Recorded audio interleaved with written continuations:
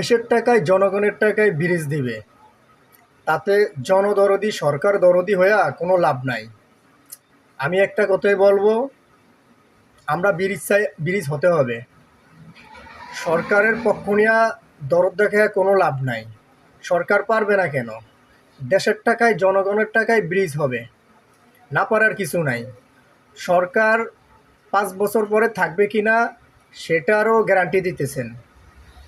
সরকার যদি 5 বছর পরে না থাকে, যেই সরকার আসবে বাকি কাজ ওই সরকারই করবে।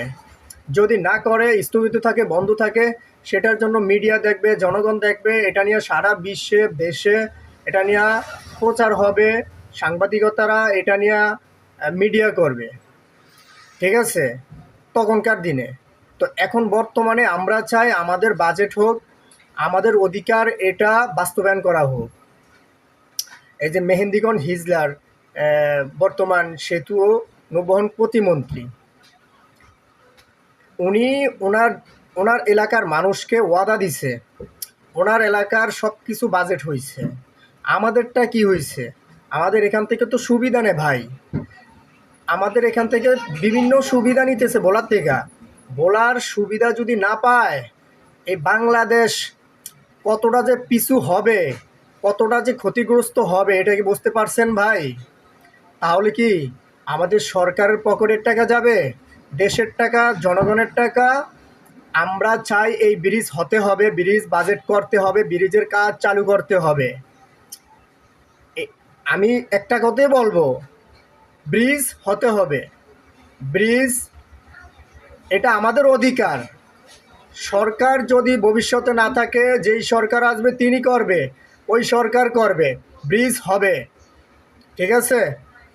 আমরা এটা নিয়ে আরও সজাগ হব ভাই। আর একটা কথা বলি, এটা মাথায় রাখেন, শোনেন, দরদি হয়ে তো কোনো লাভ নাই ভাই। এখানে দরদ দেখা কী লাভ আছে আপনার?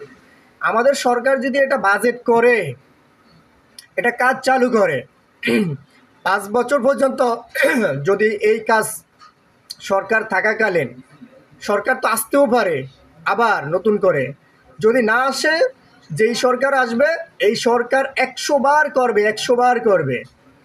আমরা আজ পর্যন্ত আমাদের বড় বড় এমপি, মন্ত্রী, নেতাদেরকে নিয়ে এই ব্রিজের বিষয়ে কোনো একটা মানে গুরুত্বপূর্ণ বা ওরকম যে একটা ভূমিকা নিবে, হ্যাঁ, তারা সহকারে এটার জন্য একটা জোরদার দাবি করবে। আমরা দেখি না কোনো নেতাদের মধ্যে, কোনো স্পিকারের মধ্যে, এমপির মধ্যে, মন্ত্রীর মধ্যে, ঠিক আছে? তারা মূলত বুঝ দিতেছে, আরে ভাই সেতু মন্ত্রী, নৌপরিবহন প্রতিমন্ত্রী, ঠিক আছে, উনি ওনার এলাকায় যদি নিতে পারে, ঠিক আছে, আমাদের ভোলা জেলার এই ব্রিজের কথা, এটা তো নতুন আলোচনা না, নতুন করে কথা না, এটা সেই অনেক আগে থেকে হইতেছে। বিএনপি, এর আগে বিএনপি ছিল তখন থেকে হয়েছে, আমলিক ছিল, আমলিকের আমলে হয়েছে।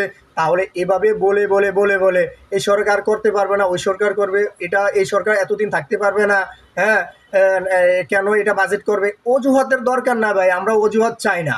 আমরা চাই আমাদের ব্রিজ হতে হবে, আমাদের ব্রিজ বাজেট করবে, এই ব্রিজ যতটুকু হবে এই সরকার থাকা পর্যন্ত ততটুকুই। এরপরে যেই সরকার আসবে সেই সরকার করবে, কাজ তো হতেই হবে, কাজ তো করবেই সরকার। তারা থেমে থাকে না, সরকার কখনো থেমে থাকে না। দেশের প্রধানমন্ত্রী, তার কাজই হলো, তার দায়িত্বই হলো দেশের উন্নয়ন করা, দেশ নিয়ন্ত্রণ করা, দেশের বিভিন্ন ক্ষয়ক্ষতি দেখা, ঠিক আছে? আমরা ভোলাবাসী তো ভাই সুবিধা দিতেছি, আমরা এগুলো তো এখনো বন্ধ করি নাই। আমাদের ভোলার সুবিধা ভারত পর্যন্ত যায়, আরও কোন কোন রাষ্ট্রে পর্যন্ত যায়।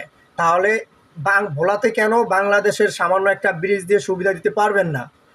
আমরা এই জন্য বারবার বলছি ভাই, যদি ভোলার মানুষ বড় ধরনের কোনো আন্দোলন করে, তাহলে দেশ ক্ষতিগ্রস্ত, আমাদের সরকার ক্ষতিগ্রস্ত, দেশের সমস্যা, জনগণের সমস্যা, এতে অনেক ধরনের সমস্যার সম্মুখীন হতে হয়।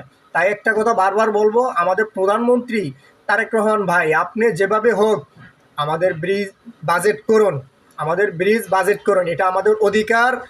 আমরা ব্রিজ চাই, ভোলা বরিশাল ব্রিজ চাই, এটা আমাদের দাবি আপনার কাছে।